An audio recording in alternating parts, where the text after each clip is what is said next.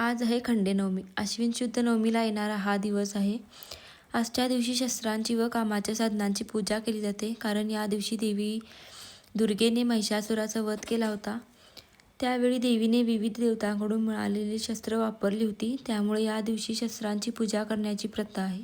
आणि हो, आजचा हा दिवस शक्ती, साहस आणि पराक्रम याचे प्रतीकसुद्धा मानला जातो. तर आमच्या इकडे ना खंडेनवमीच्या दिवशी पुरणपोळीचा स्वयंपाक केला जातो, कारण नैवेद्यासाठी. त्यासाठी सकाळी सकाळी तयारी लागले होते. पहिला तर पीठ मळायला घेतलं होतं.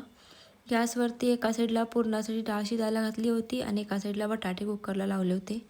आता पुरणपोळीचा स्वयंपाक म्हणजे वेळ कसा निघून जातो कळतसुद्धा नाही. पटकन मसाल्याची तयारी करून घेतली आणि मसाला वाटून घेतला.